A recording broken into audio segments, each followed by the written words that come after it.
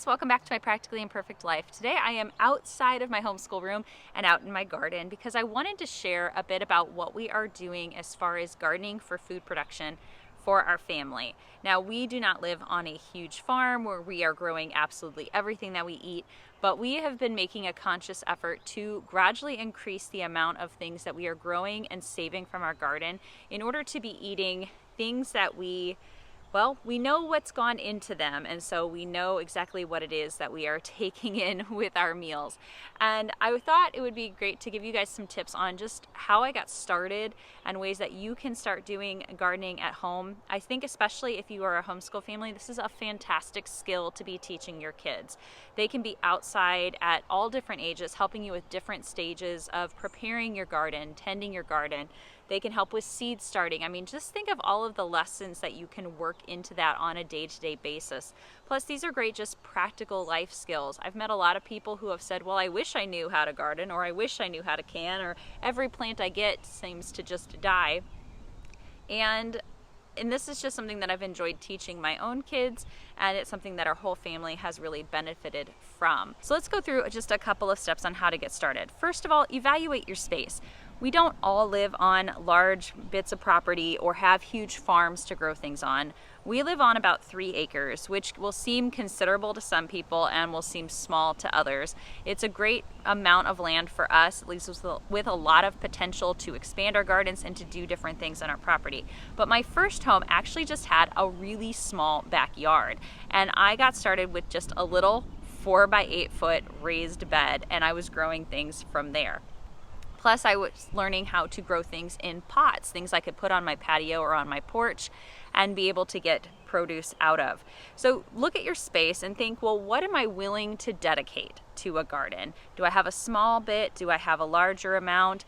And you don't have to do a ton all at once. In fact, you can see my vegetable garden behind me there. And it started out with just one raised bed when we moved here. My husband built me a small bed. I think it was like 4 by 6, and I used that for the first year, and then we added a second bed, and then I decided I was going to just till up some of the soil and try in-ground gardening. So you don't even have to have a raised bed to get started. You could rent a tiller or borrow a tiller from a friend and till up some ground, get it nice and loosened, add in some nutrients, and you could grow things right there in the ground.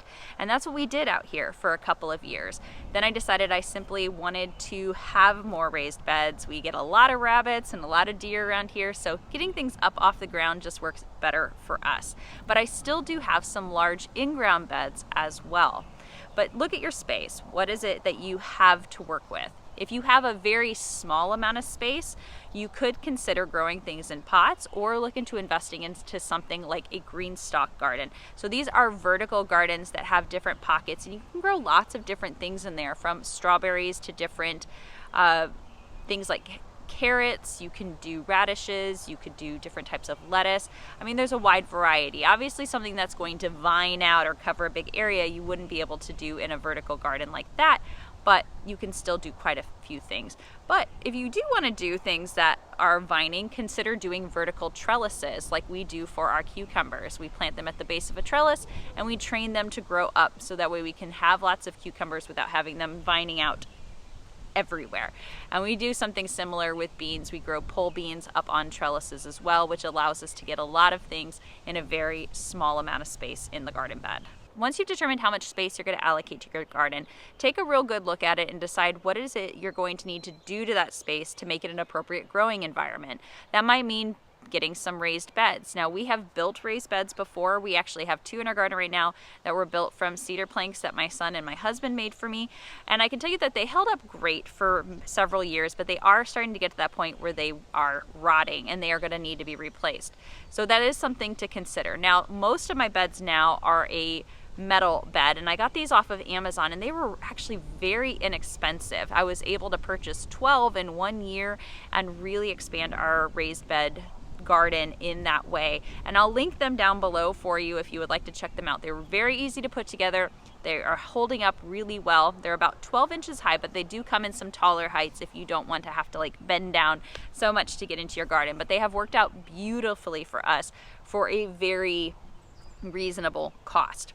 If you want to grow things in ground, you are most likely going to have to look at tilling that ground up. Simply, popping a seed in the existing ground won't be the most successful way to go. Seeds typically need to have the soil to be well amended and to be fairly fluffy. Now here in Indiana we have a lot of clay soil, so when I put in the in-ground bed initially behind me there, we did have to till it up, and I had to bring in quite a bit of like peat moss and compost in order to just fluffify, if that's a word. I had to make the soil more fluffy because it was so heavy and so dense that the seeds were having a really hard time getting started in it. So that is something to consider, that you would possibly have to amend your soil. If you're going to do raised beds, I would highly recommend looking for a local garden center or landscape supply company to deliver soil to you. When we filled these initially, we had a raised bed soil mix delivered to fill them up because it takes a lot of soil to fill these up. Now I've seen where people have said, well, I'll fill at the bottom with like sticks and things like that, and we'll let it kind of decompose. And there are pros and cons to that. I wanted solid soil all the way through my beds. One, I didn't want to risk having any like insects and things like that in my bed. If I had thrown like a bunch of leaves and whatnot, I don't know what kind of pests would have had their eggs in there and what kind of things I'd be introducing to that. And those leaves will take quite a while to compost all the way down into a good soil. I'd rather put that in my compost bin. So we filled it up all the way with raised bed mix. The reason why I don't recommend bagged soil for filling your raised beds all the way is that it's incredibly expensive to do. Once a year, I will look at these beds and determine if they need to have the level raised a bit, because they usually do each year. And even just to raise it up about an inch and a half, sometimes I can use up to 3 of the large bags of soil. And I prefer to get organic soil if I'm going to buy it bagged, and that adds to a cost. So I would rather buy in bulk and fill those beds all the way up. Now each year I do add at least 1 to 2 bags of a compost mix on top of the soil, and I kind of mix that into that top layer. I like Land and Sea compost. That's carried at one of my local nurseries, so I go and I pick that up from there. But you can look at different types of compost that are available in your area or that are needed to best amend your soil, and you can add that to the top. It just adds in nutrients each year to help feed my plants. Now, what if you have a bunch of grass where you want to have your garden? Well, you have a couple of options. You can manually remove the sod, which is what I did back here when I first put in the in-ground bed. I actually went through and we tore up all of the sod by hand, which is an incredible amount of labor. Took a long time. All of us were sore, and I said, you know what? Never again. I'm not doing that ever again. It was just way too much work. Well, I have raised beds on the far side of my barn where I put them over sod, and I simply laid a layer of cardboard down at the bottom of the bed. I used cardboard that had very little printing on it. I made sure to remove all of the tape. There were no staples. It was just straightforward cardboard. We laid that down in about 2 layers at the bottom of the bed, and then we put the soil on top. What that cardboard did was smother out that sod that was underneath it, and it was really great for suppressing any weeds that might come through. And cardboard breaks down really rapidly when it's exposed to that continuous moisture that comes with a garden bed. So that worked for those areas. Now I also have 2 large in-ground beds on the far side of my barn. One is now on its 2nd year, and one we actually just put in this year. And we used that no-till method as well. We took layers and layers of cardboard and we put them down over the grass, hosed it down, and then we put several inches of topsoil on top of that. Again, I ordered that in bulk, and then we took it out there and we spread it out. And then where I was going to plant things, I would put a little bit of compost.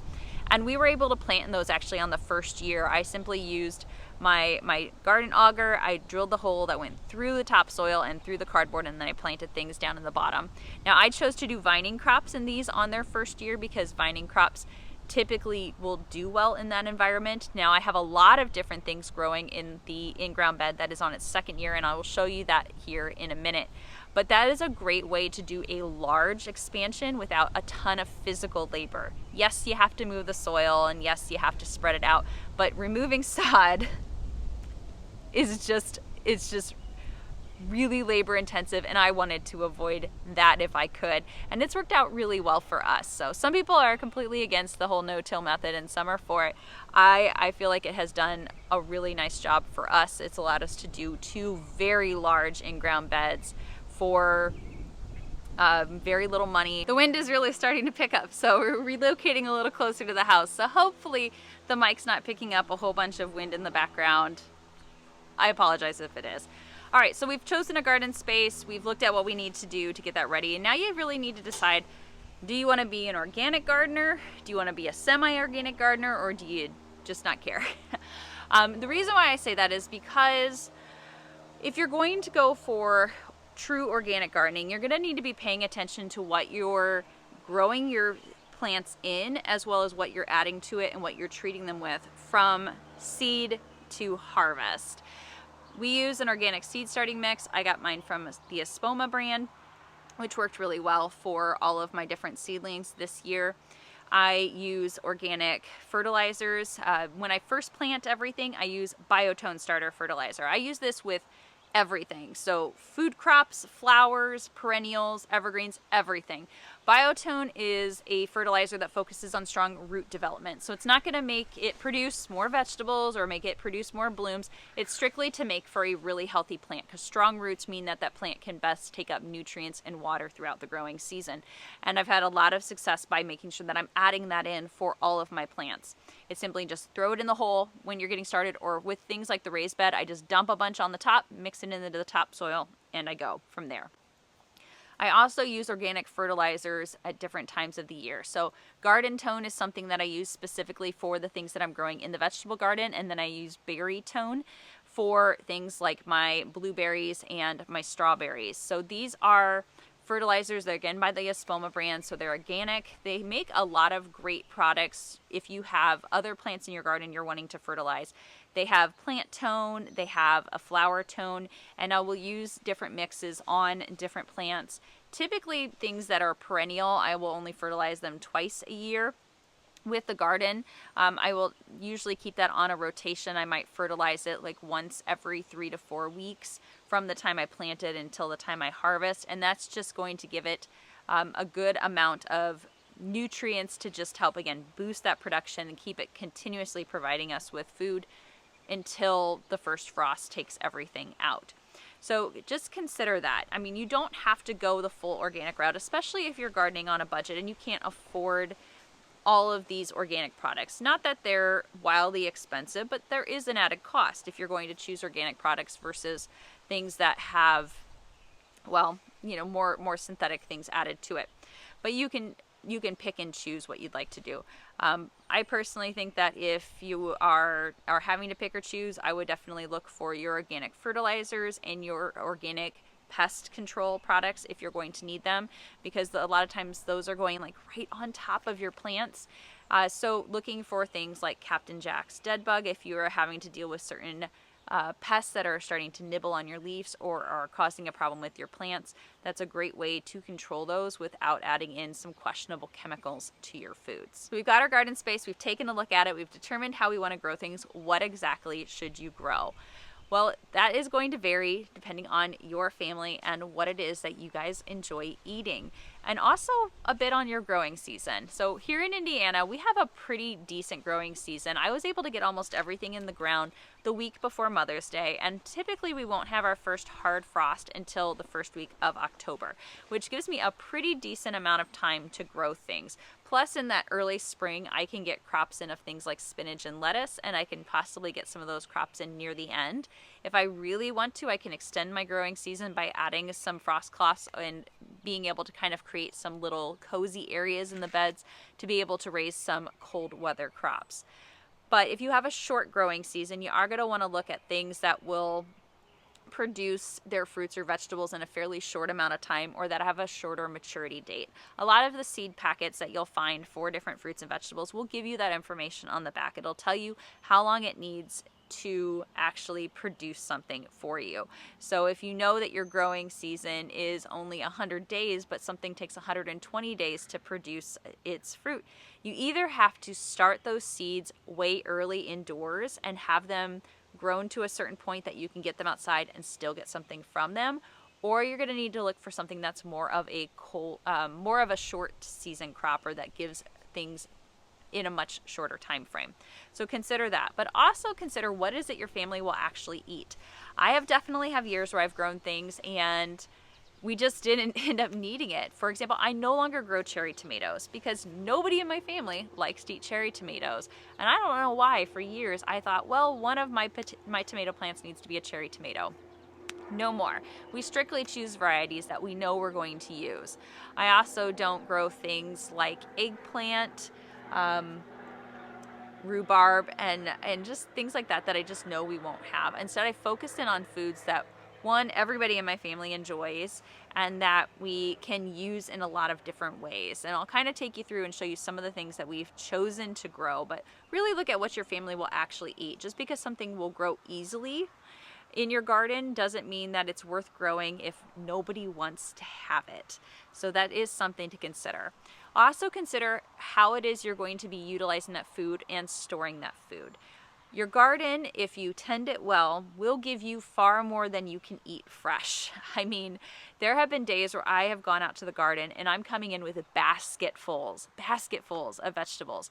And there's no way we could eat all of that fresh. Could we give some of it away? Sure. Could we sell it at like a roadside stand? Sure. But that's not my goal. My goal is for us to be able to eat it. So I have to consider, how is it I'm going to save back those things? If you have a root cellar or the ability to put in a root cellar, boy, that would be amazing. I would love to find a way to put a root cellar on this property. Now, digging one into the ground isn't going to happen, but I have seen where people have basically put add-ons to like their garages where it's refrigerated and humidity controlled, and they can utilize that as a root cellar.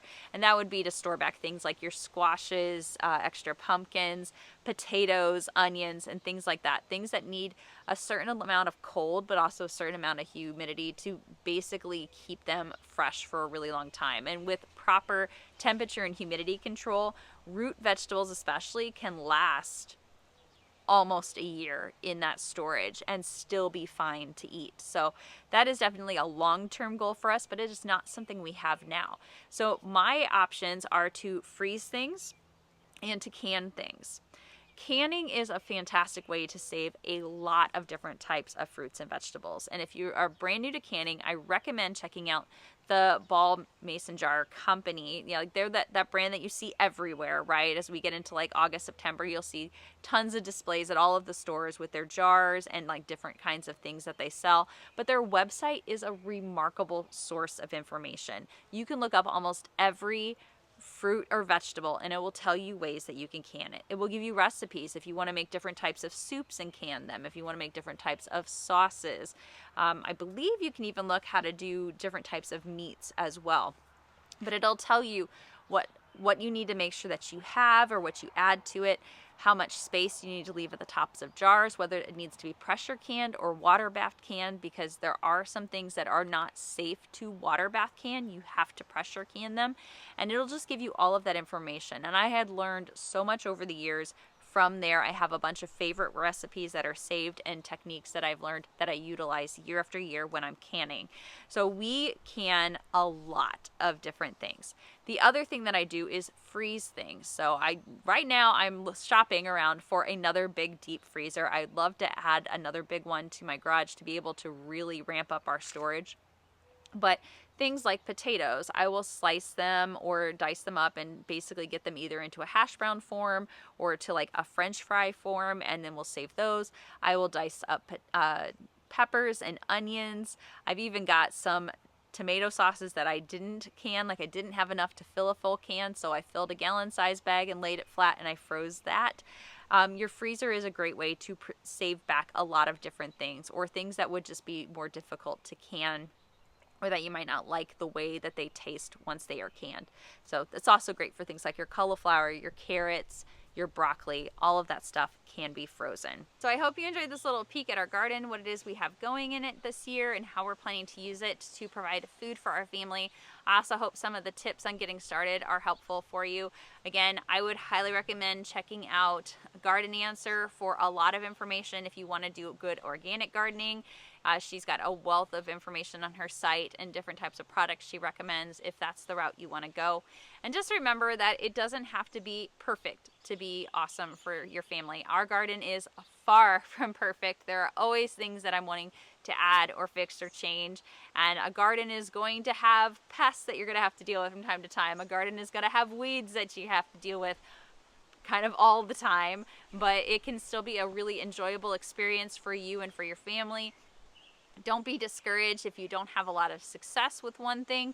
You can try it again or change your methods. I have gone through a lot of different successes and failures over the years, but it's just been a fun learning experience along the way, and we have gotten a lot of fantastic things out of our garden that our family has enjoyed. If you have any questions, feel free to drop a comment down below and I will try to answer them for you. And until the next video, guys, have a great day. See you next time.